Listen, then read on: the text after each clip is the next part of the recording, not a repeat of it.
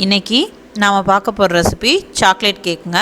அது பண்ணுறதுக்கு நம்ம ஃபஸ்ட்டு ஒரு பவுலில் அரை கப் அளவு பால் சேர்த்துக்கலாம். கூடவே 2 ஸ்பூன் வினிகர் விட்டு இதை நல்லா தெரிய வச்சுக்கலாங்க.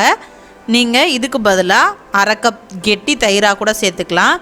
அப்படி தயிரும் வேணான்னு நினைக்கிறவங்க அரை கப் பாலில் 2 ஸ்பூன் அளவு லெமன் ஜூஸும் ஆட் பண்ணிக்கலாம். அது உங்களோட விருப்பம்.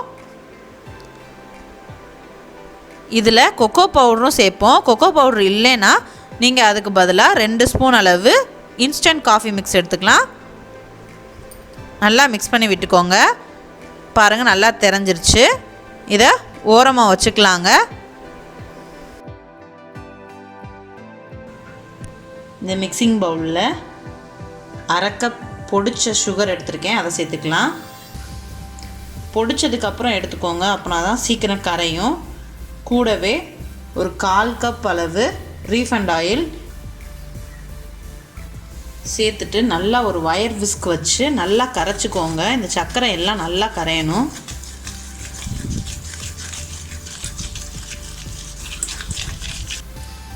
இப்போது ஓரளவுக்கு நல்லா கரைஞ்சிருச்சு. இப்போ இது கூடவே நம்ம ஆல்ரெடி ஒரு அரை கப் தயிரில் வினிகர் விட்டு வச்சுருக்கோம்ல, அதை இதோட சேர்த்துக்கலாம். நல்லா திரிஞ்சிருச்சு. சேர்த்துட்டு நல்லா கரைஞ்சிருச்சு. இப்போ இது கூட நம்ம மாவை ஆட் பண்ணிக்கலாம். மாவை நல்லா ஜலிச்சிட்டு சேர்த்துக்கோங்க. இங்கே நான் சல்லடை வச்சுருக்கேன். இதில் 1 கப் கோதுமை மாவு, கூடவே ஒரு 1/4 கப் கொக்கோ பவுடர், இது கூடவே ஒரு அரை ஸ்பூன் பேக்கிங் சோடா. நான் இன்றைக்கி பேக்கிங் பவுடர் சேர்க்கல, பேக்கிங் சோடா மட்டும் ஒரு அரை ஸ்பூன் சேர்த்துருக்கேன். சேர்த்துட்டு இதை நல்லா சலிச்சு எடுத்துக்கலாம்.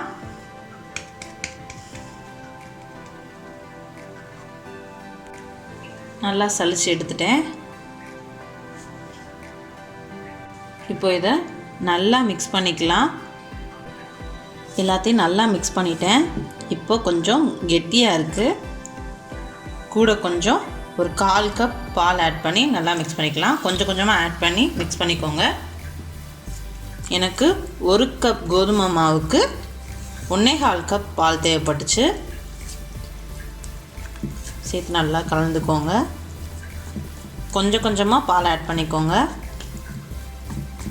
நீங்கள் எடுக்கிற மாவை பொறுத்து பால் கூடவோ குறையவோ ஆகும்.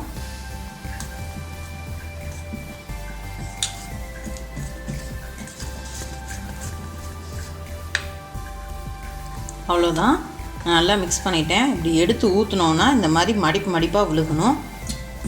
அதுதான் பதம். பாருங்கள் எந்த அளவுக்கு மடிப்பாக விழுகுதுன்னு. எனக்கு 1/4 கப்புக்கும் குறைவாக தான் தேவைப்பட்டுச்சு. 1/4 கப்பில் இவ்வளோ பால் எனக்கு மிச்சம் இருக்குது.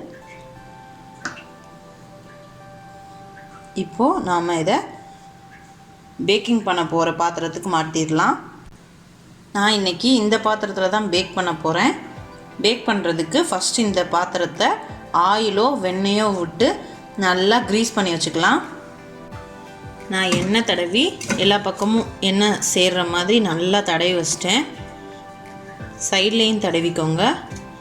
க்ரீஸ் பண்ணியாச்சு. இப்போ நம்ம பேட்டரை அதில் ஊற்றிடலாம். பாருங்கள், ஊற்றும் போதே நம்மளுக்கு எவ்வளோ மடிப்பாக விழுகுதுன்னு பாருங்கள். எல்லாத்தையும் ஊற்றிடலாம். நான் எல்லா பேட்டரையும் சேர்த்துட்டு இப்படி ஒரு 2 தடவை டேப் பண்ணி விட்டுக்கோங்க. அப்போனா தான் உள்ளே இருக்க ஏர் பபிள்ஸ் எல்லாம் ரிலீஸ் ஆகும். இப்போ இதை நம்ம பேக் பண்ணிடலாம். அதுக்கு நான் ஒரு இட்லி பாத்திரம் தான் வச்சுருக்கேன். இதில் ஒரு ஸ்டாண்ட் வச்சுக்கலாம். இந்த ஸ்டாண்டு மூழ்கிற அளவுக்கு தண்ணி விட்டுக்கோங்க. நம்ம பாத்திரம் வைக்கிறோன்னா பாத்திரத்தை தொட்டுக்கிட்டு இருக்கணும் தண்ணி. இப்போ இதை ஃபஸ்ட்டு ப்ரீஹீட் பண்ணிடலாம். ஒரு 10 நிமிஷத்துக்கு ப்ரீஹீட் பண்ணிடுவோம். அடுப்பை ஆன் பண்ணிட்டேன். இதை மூடி ஒரு 10 நிமிஷம் ஃபுல்லாக வச்சுருக்கேன். நல்லா ப்ரீஹீட் ஆகட்டும். நீங்கள் உள்ள ஸ்டாண்டுக்கு பதிலாக ஒரு கிண்ணத்தை கூட கவுத்தி போட்டுக்கலாம். ஸ்டாண்ட் இல்லைன்னா இது ஒரு 10 நிமிஷம் இருக்கட்டும். ஒரு 10 நிமிஷம் கிட்ட ஆயிடுச்சு. தண்ணி நல்லா கொதிக்க ஆரம்பிச்சிருச்சு. இப்போ நம்ம பேட்டரை உள்ளே தூக்கி வச்சுக்கலாம். பார்த்து கவனமாக வைங்க. ஒரு இடிக்கு யூஸ் பண்ணி நான் வைக்கிறேன். இந்த பேட்டரை ஒரு தட்டு போட்டு மூடிட்டு தான் நீங்கள் இட்லி சட்டியை மூடணும். அந்த வீடியோ மிஸ் ஆயிடுச்சு. ஒரு தட்டு போட்டு மூடிட்டு இட்லி சட்டியை மூடுங்க.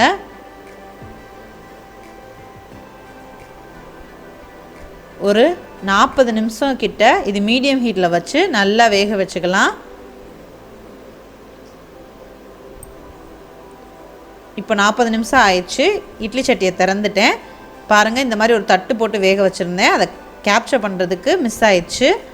பாருங்கள், நல்லா வெந்துருச்சு. இப்போ வெந்துருச்சான்னு ஒரு நைஃப் வச்சு பார்க்கலாம். பாருங்கள், நைஃப்பில் எதுவும் ஒட்டாமல் வந்திருக்கு. அவ்வளோதான், நம்மளோட கேக் ரெடி ஆயிடுச்சு. இப்போ இதை எடுத்து வெளியில் வச்சு நல்லா ஆற விட்டுறலாம். இது நல்லா ஆறணும். ஆறுனதுக்கப்புறம் தான் டீமோல்ட் பண்ணணும். கேக்கு ஆறட்டும். ஆறுற கேப்பில் நம்மளோட ஐசிங் ரெடி பண்ணிடலாம். அதுக்கு ஒரு மிக்சிங் பவுலில் 25 கிராம் அளவு அன்சால்டட் பட்டர் சேர்க்குறேன். அப்படியே சாப்பிட்டாலும் கேக் நல்லா தான் இருக்கும். இது கூடவே ஒரு 1/4 கப் பொடிச்ச சர்க்கரை ஆட் பண்ணிக்கலாம். சுகர் தான் ஆட் பண்ணுறேன். நல்லா பொடி பண்ணிவிட்டு ஆட் பண்ணிக்கோங்க. சேர்த்துட்டு இதை நல்லா கலந்து விட்டுறலாம்.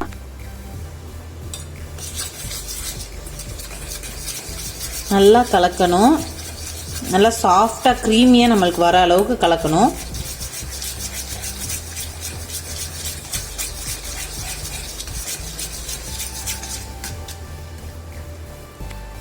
ஓரளவுக்கு நல்லா மிக்ஸ் பண்ணிட்டேன். இது கூடவே ஒரு 2 ஸ்பூன் அளவு கொக்கோ பவுடர் ஆட் பண்ணிக்கலாம். ஆட் பண்ணிவிட்டு நல்லா கலந்து விட்டுக்கலாம். எல்லாம் மிக்ஸ் ஆகி நம்மளுக்கு ஐசிங் பண்ணுற அளவுக்கு க்ரீமியாக வரணும். அந்தளவுக்கு நல்லா மிக்ஸ் பண்ணி விட்டுக்கோங்க.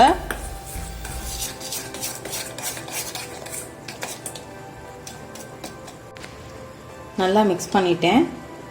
கொஞ்சம் திக்காக இருக்குது. இப்போ இதோட ஒரு 2 ஸ்பூன் பால் ஆட் பண்ணிக்கலாம். ஆட் பண்ணி நல்லா கலந்து விட்டுக்கலாம்.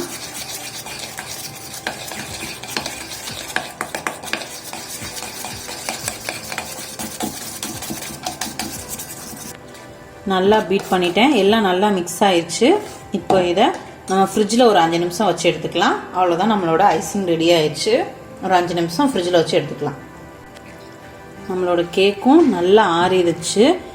இப்படி சைடில் 2 தட்டு தட்டினீங்கன்னாவே வந்துடும். நம்ம ஆல்ரெடி க்ரீஸ் பண்ணி தான் வச்சுருக்கோம். பாருங்கள்,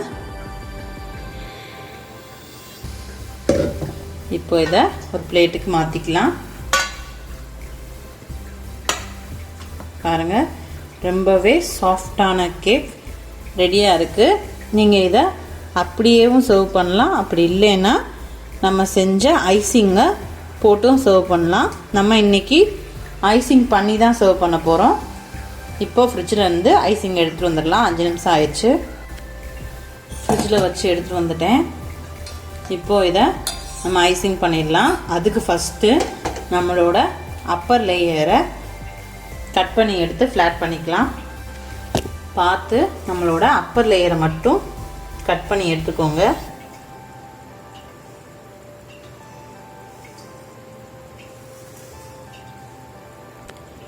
அப்பர் லேயரை மட்டும் கட் பண்ணி எடுத்துட்டேன். பாருங்கள், எந்த அளவுக்கு சாஃப்டாக ரொம்பவே மாய்ஸ்டாக இருக்குது. இப்போது நாம் பண்ணி வச்சுருக்க ஐசிங்கை இது மேலே போட்டு நல்லா ஸ்ப்ரெட் பண்ணி விட்டுக்கலாம். ஸ்ப்ரெட் பண்ணிவிட்டு காமிக்கிறேன். நான் ஐசிங்கெல்லாம் பண்ணி முடிச்சுட்டு கொஞ்சமாக கொக்கோ பவுடர் தூவிருக்கேன் டெக்கரேஷனுக்காக. நம்மளோட கேக் ரெடியாக இருக்குது. இப்போ இதை நீங்கள் சர்வ் பண்ணலாம். நான் கட் பண்ணி காமிக்கிறேன் எந்த அளவுக்கு சாஃப்டாக இருக்குன்னு பாருங்கள். கட் பண்ணுறதுக்கு மனசே இல்லை. கட் பண்ணி காமிக்கிறேன். ரொம்பவே சாஃப்டாக உள்ளே இறங்குது கத்தி.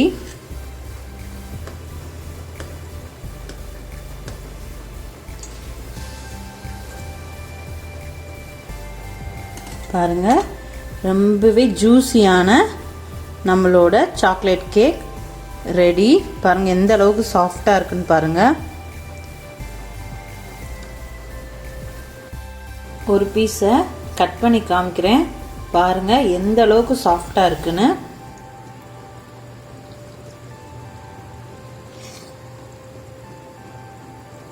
ட்ரை பண்ணி பாருங்கள். ட்ரை பண்ணி பார்த்துட்டு எப்படி இருக்குன்னு எனக்கு கமெண்டில் சொல்லுங்கள். தேங்க்யூ.